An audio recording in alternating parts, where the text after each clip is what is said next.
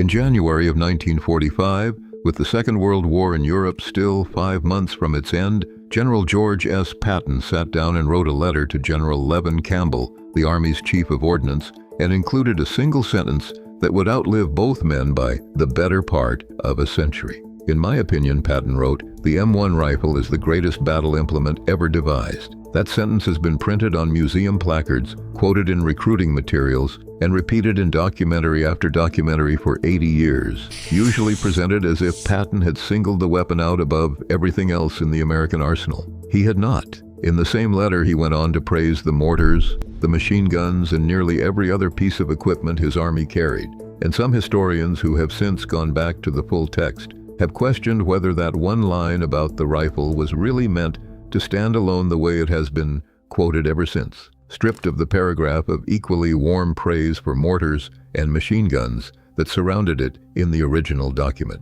This is the story of the first standard issue semi-automatic rifle any army in the world ever fielded, the immigrant engineer who spent 15 years perfecting it for a government salary and no royalties at all, and the myths, some true and some considerably less true, that grew up around it before the war that made it famous had even finished. Every week we take apart the story stamped on the receiver of an American firearm, the designers, the arsenals, and the decisions that built a legend or lost one. John Cantius Garand was born in Saint-Remy in the Canadian province of Quebec and moved with his family to Connecticut as a boy, part of the same wave of Canadian immigration that brought thousands of French-Canadian families into the New England textile and manufacturing towns of the era looking for steady factory work. He showed an inventive streak early, filing his first patents before he was even out of his teens, including a telescopic screwjack and an automatic bobbin winder for the textile mills where members of his family worked, small, mechanical puzzles that had nothing to do with weapons but everything to do with the kind of patient, obsessive tinkering that would define the rest of his career. He went on to work as a gauge designer at Brown & Sharp, a respected precision tool manufacturer in Providence, Rhode Island, developing the exacting eye for tolerance and fit that gun making absolutely depends on, long before he ever submitted a firearm design to anyone or had any particular reputation inside the arms industry at all.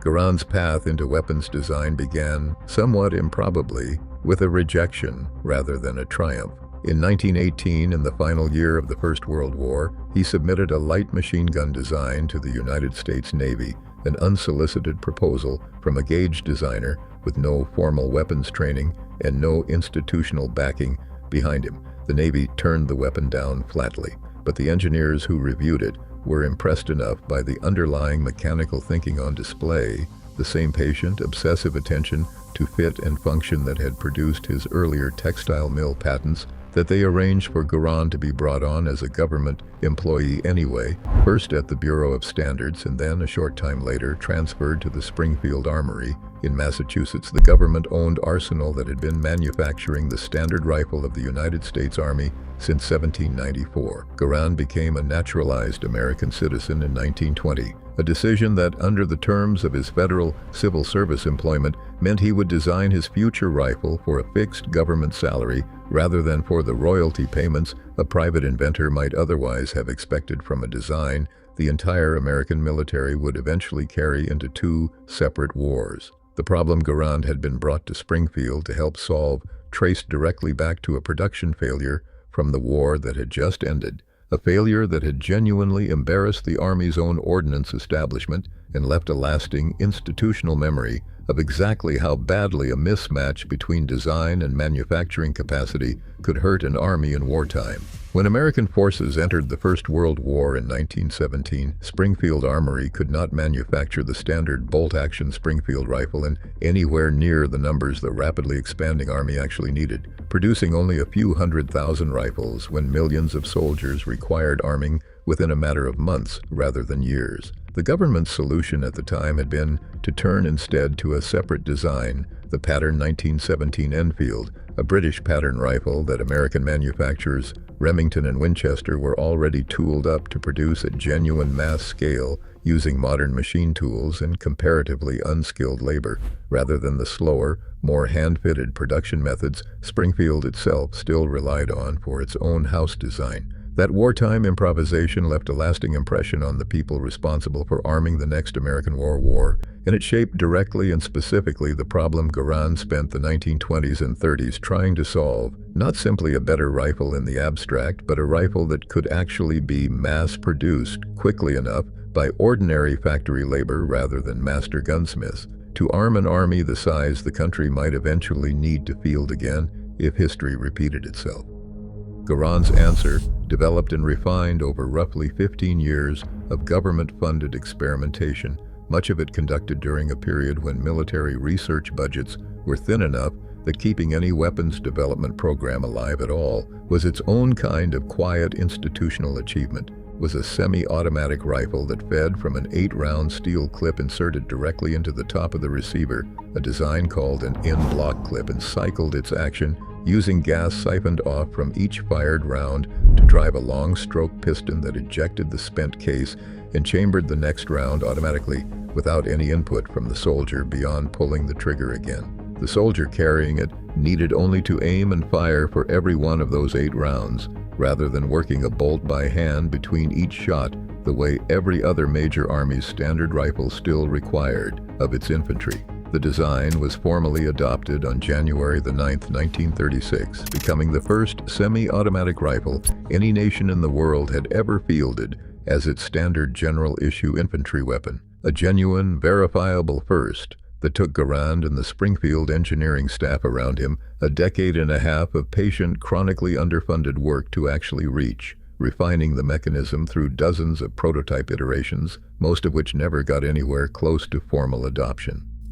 Production, once the design was finally approved, moved with a slowness that would have been alarming had war not still felt comfortably distant to most of the country. Springfield Armory was turning out roughly 10 finished rifles a day in September of 1937 and had only reached about 100 a day by September of 1939. The same month, Germany invaded Poland, and the war Garand's rifle would eventually help decide actually began in Europe. Production climbed to roughly 600 rifles a day by January of 1941, still 11 months before Pearl Harbor forced the pace into genuine urgency and eventually reached a wartime peak of around 4,000 rifles a day, once the full weight of American industrial mobilization was finally behind it, a curve that ran from a near hobbyist's pace to genuine mass production in the space of about 4 years. The unit cost followed a similarly dramatic arc, starting at roughly $200 per rifle in the earliest production runs and falling to around $26 by 1945, the ordinary economics of tooling, scale, and a fully mobilized wartime supply chain finally catching up to a design that had been ready on paper for years before the factories could actually build it at speed. Before we get into what that rifle actually did once American soldiers started carrying it into combat, if you are finding this useful, hit subscribe. It costs nothing and it helps the channel keep telling these stories. What the Garand did in combat came down to one straightforward mechanical fact that every opposing army's infantry doctrine had to reckon with directly, whether its own ordnance departments were prepared to admit it or not. A German soldier carrying the standard Carabiner 98K or a Japanese soldier carrying the Arisaka had to work a bolt by hand between every single shot, an action that took a well-trained soldier a meaningful fraction of a second and broke his sight picture on the target every time he did it. A small but real tax paid on every single round fired for the entire duration of the war. An American soldier carrying the Garand simply kept pulling the trigger 8 times before needing to reload at all, sustaining a rate of sustained aimed fire no bolt-action rifle in the world could realistically match shot for shot. Marines in the Pacific carried the same weapon through Guadalcanal, Iwo Jima, and Okinawa, where the same firepower advantage mattered just as much in dense jungle firefights fought at close range as it had in the open hedgerows of France, and the rifle would go on to see further hard use in Korea, where veterans of the brutal fighting around the Chosin Reservoir reportedly kept the weapon's oil from freezing solid in sub-zero temperatures using nothing more than their own body heat overnight. Not every story that grew up around the Garand's combat record has survived close historical scrutiny quite as well as its basic firepower advantage has. The rifle's 8-round clip, once fully emptied, ejected itself from the receiver automatically with a distinctive metallic ping, and a persistent wartime rumor held that German soldiers listened for exactly that sound to know when an American rifleman had gone empty and was momentarily vulnerable to a rush, with some accounts even suggesting American troops deliberately tossed spare empty clips onto the ground to bait a response from hidden enemies waiting for exactly that opening. Post-war interviews conducted with German veterans who had actually fought against Garand armed American troops found that the ping was, in the genuine chaos and noise of a real firefight. Small arms fire, artillery, shouting, almost never actually noticed or used tactically the way the legend claimed, a myth that made for a memorable detail in later books and films, but that the men who were supposedly listening for it mostly never reported hearing at all above the general roar of combat. The Garand's real advantage was never a sound effect that gave anything away. It was the plain, boring mathematics of 8 aimed shots against 1, repeated across millions of individual firefights for the better part of 4 years. The Garand was not the only semi-automatic design competing for the Army's attention during this period, and it is worth remembering that its adoption was never quite as inevitable as the finished legend makes it sound, a detail the museum placards tend to skip over in favor of a cleaner story. The M1941 Johnson rifle, designed by Melvin Johnson and built around a recoil-operated action with a rotating bolt rather than Garand's gas system, outperformed the Garand in some specific trial categories, including a noticeably softer recoil and a slightly larger magazine capacity, and roughly 70,000 were eventually produced, mostly for Marine parachute and specialized units rather than as a general replacement for the Army's own standard rifle. The Garand won the Army's broader adoption anyway, a combination of Springfield's existing manufacturing relationship with the government, the design's overall reliability under the kind of mud, sand, and neglect actual combat guaranteed, and quite simply a decade-and-a-half head start, that a newer competing design produced by a private manufacturer with no comparable government backing could never fully make up in the years the country actually had left before the war arrived at its own front door. None of the wealth this rifle generated for the country that adopted it flowed back to the man who designed it. Because Garand had signed on as a federal civil service employee back in 1919, the government held the patent rights to his design outright, and he received no royalty whatsoever on the more than 5.5 million M1 rifles eventually produced during his lifetime and for years afterward. In 1945, a bill was introduced in Congress proposing a payment of $100,000 in recognition of his contribution to the war effort. The bill did not pass. Garand instead received a Medal for Meritorious Civilian Service in 1941 and a Medal for Merit in 1944, honors that acknowledged his work without ever approaching the kind of financial recognition a privately developed weapon adopted at anywhere near the same scale would almost certainly have generated for its inventor. He continued working at Springfield Armory until his retirement in 1953, was inducted into the Army Ordnance Corps Hall of Fame in 1973, and died the following year, in 1974, having spent more than 3 decades of his working life on a government salary designing the single most produced rifle any American soldier of his era ever carried. Springfield Armory itself, the institution that had employed Garand for his entire career and manufactured his rifle for a decade before the war and throughout it, did not outlive him by much longer as a functioning government arsenal, a fact that gets far less attention in the popular telling than the rifle's own combat record does. In 1968, amid Vietnam War-era defense budget pressures and a broader Pentagon shift toward relying on private contractors rather than government-owned production facilities, Secretary of Defense Robert McNamara ordered Springfield Armory closed, ending 174 years of continuous federal rifle production at a site that had been arming American soldiers since the earliest years of the Republic, founded under an order signed by George Washington himself, back when the young country could not yet be certain it would survive its own founding. The closure followed almost exactly the same underlying logic and arrived barely 2 decades before, a nearly identical decision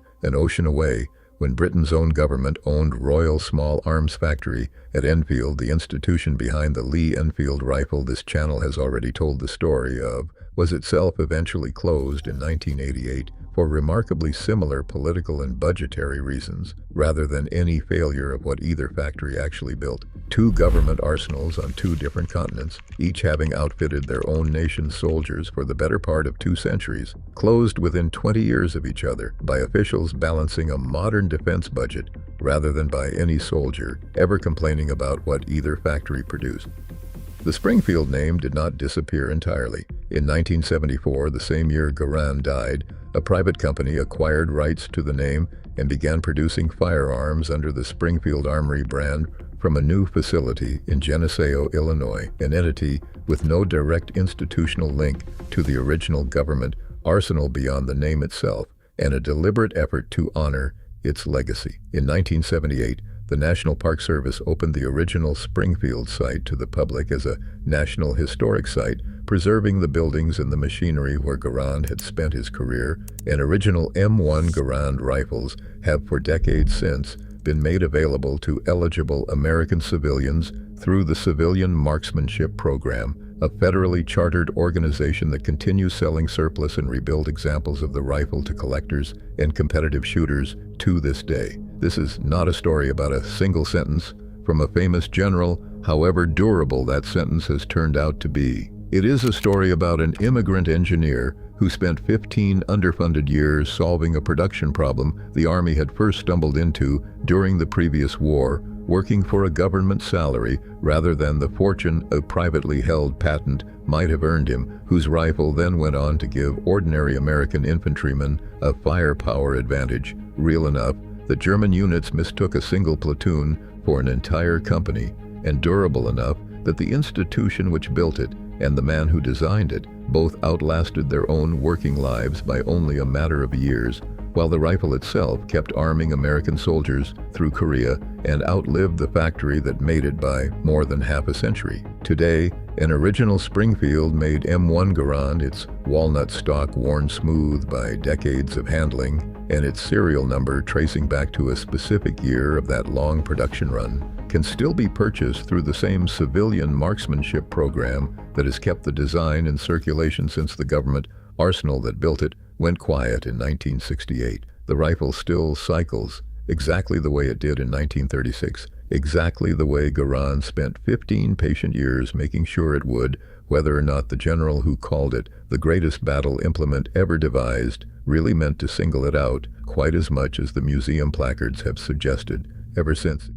If you want more stories about the designers who built history's most influential weapons and never saw the profit from them, subscribe and we will keep finding them. See you in the next one.